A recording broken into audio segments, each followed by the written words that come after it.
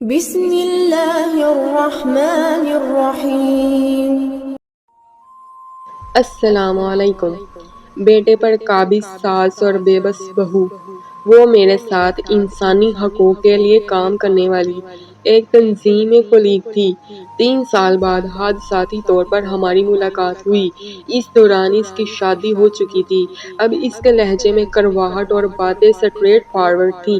اس سے قبل اس کا لہجہ کسی شاعرہ کے لہجے سے کم نہیں تھا۔ رسمی سلام دعا کے بعد اس نے روایتی بہو کی طرح ساس کی برائیاں شروع کر دیں، حالانکہ میں نے اس کا حال احوال پوچھا تھا۔ خیر، میں نے بھی روایتی سوگ والی شکل بنائی تاکہ بحث لمبی ہو جائے۔ میرا شوہر بینکر ہے، 4 بہنوں کا اکلوتا بھائی ہونے کی وجہ سے سب گھر والے انہیں اپنا آخری سہارا سمجھتے ہیں۔ ہماری شادی کے 2 سال ہو چکے ہیں، اب ہمارا ایک بچہ بھی ہے، لیکن اب بھی میرے ساس کو مجھ سے مسئلہ ہے۔ جب سے جوائنٹ فیملی سسٹم وجود میں آیا ہے، تب سے ماہرین ساس بہو کا مسئلہ حل کرنے کی کوشش میں ہیں، لیکن تاحال ناکام ہیں۔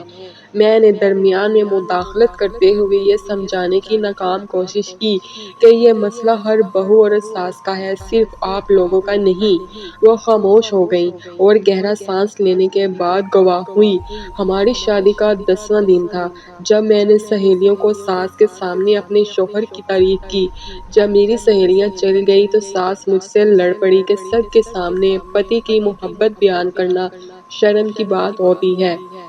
میں ایک انسانی حقوق کے لیے کام کرنے والی تنظیم کی سابقہ کارکن تھی، اس لیے مجھے نہ صرف آئین و قانون کی روح سے عورت کے حقوق کا علم تھا، بلکہ ان حقوق کا بھی باریکی بینی سے مطالعہ کیا تھا جو ہمارے پیارے نبی حضرت محمد صلی اللہ علیہ وآلہ وسلم نے ظہور اسلام کے بعد عورت کو دیے تھے۔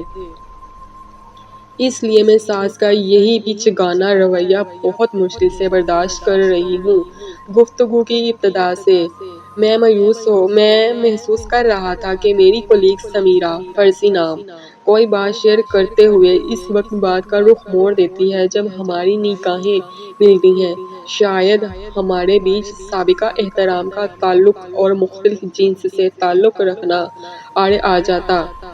ایک ہی بات بار بار کہنے سے میں جان گیا کہ ظالم ساس نے ہماری سمیرہ اب نارمل کر دیا ہے۔ اصل مسئلے تک پہنچنے کے لیے میں نے اپنی ذاتی زندگی کے بارے میں ایک نیم برہنہ من گھڑت کہانی داغ دی۔ اس کی ذہنی کیفیت ایسی تھی کہ اس سے کوئی بھی بات نکلوانا مشکل نہیں تھا، اور ویسے بھی مردوں کے کسی جانبدار گروہ کے سروے رپورٹ کے مطابق خواتین 47 گھنٹوں سے زیادہ راز نہیں رکھ سکتیں۔ یہ تو پھر بھی ساس کی برائیاں کرنے کا معاملہ تھا۔ اس معاملے میں تو بہو اور ساس دونوں کو صرف ایک اشارے کی ضرورت ہوتی ہے، اور اس کے بعد جب وہ گواہ ہوئی تو میرے رونگٹے کھڑے ہو گئے۔ اس نے شرمیلے اور آنسو بھرے لہجے میں کہا کہ میں پھنس گئی ہوں۔ میرا شوہر عمر میں مجھ سے 2 سال بڑا ہے، لیکن ذہنی لحاظ سے مجھ سے 7 سال چھوٹا ہے۔ شاید اس کے والدین نے بچپن سے لے کر جوانی تک اسے نماز پڑھنے کے لیے بھی گھر سے باہر نہیں بھیجا۔ دوستی، سیر و تفریح، فلم، ڈرامہ، ایڈونچر اور رشتہ داریاں نبھانے سے اسے اتنا لا علم رکھا گیا ہے جتنا اس ملک میں خارجہ پالیسی بناتے وقت محکمہ زراعت والے وزیر خارجہ کو لا علم رکھتے ہیں۔ وہ اپنی ماں کی ہر بات ایسے مانتا ہے جیسے دوسری جماعت کا طالب علم ہو، اپنے استاد کی ہر بات کا ہاں میں جواب دیتا ہے، یہاں تک کہ وہ کپڑے خریدنے سے لے کر صابن کے استعمال تک کے لیے اپنی ماں کی اجازت کا محتاج ہے۔ تو آپ کیا چاہتی ہیں؟ مجھ سے صبر نہ ہو سکا اور درمیان میں سوال داغ دیا۔ اس نے کہا، اگر بات یہیں تک محدود ہوتی تو بھی میں برداشت کر لیتی، لیکن میری ساس کسی بھی دوسری عورت کو کسی بھی روپ میں اپنے بیٹے کے ساتھ برداشت نہیں کر سکتی۔ اب آپ اس کو ایک ماں کی اپنے بیٹے سے بے انتہا محبت کا نام دیں یا خود غرضی کہیے۔ یہی ہے کہ میرا شوہر جب بھی مجھ سے مسکراتے ہوئے بات کرتا ہے تو میری ساس کا چہرہ زرد پڑ جاتا ہے اور زبان لڑکھڑانے لگتی ہے۔ شادی کی 5ویں رات کھانے کی میز پر ساس نے احکامات جاری کیے کہ رات کو سوتے وقت کمرے کا دروازہ بند نہیں کریں گے۔ میں جواب دینے ہی والی تھی کہ میرے ربوٹ شوہر نے ٹھیک ہے موم کہہ کر میری بات کو حلق سے باہر ہی نہیں آنے دیا۔ اب کیا تھا کہ ہر ایک 2 گھنٹے بعد کسی بہانے سے میری ساس ہمارے کمرے کے سامنے ایسے گزر جاتی جیسے ہمیں پیغام دے رہی ہو کہ ایک دوسرے کے قریب نہیں ہونا۔ اس کے بعد آج تک ہم نے کمرے کا دروازہ بند نہیں کیا۔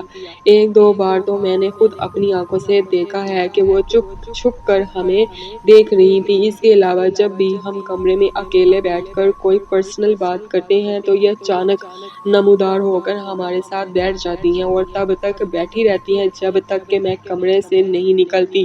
مختصر یہ کہ آج تک میرے ہر حسین لمحے میں اس نے کباب میں ہڈی کا کردار ادا کیا ہے، لیکن اب بھی وہ اپنا بیٹا مجھ سے شیئر کرنے کے موڈ میں بالکل نہیں ہے۔ اس لیے میرا ذہنی توازن اب بگڑ رہا ہے۔ آپ کو کیسے پتا کہ آپ کا ذہنی توازن بگڑ رہا ہے؟ میں نے پھر درمیان میں بات کاٹ دی۔ ایسا لوگ کہتے ہیں، اس نے جواب دیا۔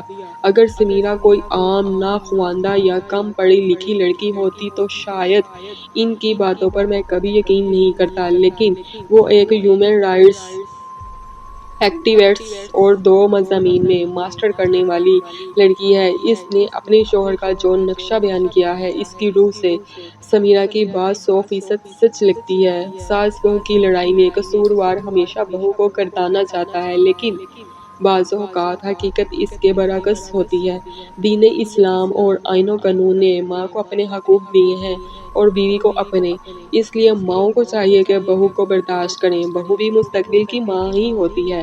بے شک ماں کا رشتہ مقدس اور محبت بے لوث ہے، لیکن بہو کے معاملے میں بعض ماؤں کا رویہ نون لیگ اور پی ٹی آئی والا ہوتا ہے۔ جس دن ساس نے بہو کو بہو کی نظر سے نہیں بلکہ اپنی بیٹی کی نظر سے دیکھا، اسی دن یہ کولڈ وار خود بخود ختم ہو جائے گی۔ لیکن پھر پاکستانی ڈرامہ انڈسٹری کا کیا ہوگا؟ ناظرین، کس کے ساتھ ایسا مسئلہ ہے تو پلیز کمنٹ میں اپنی رائے کا اظہار کریں۔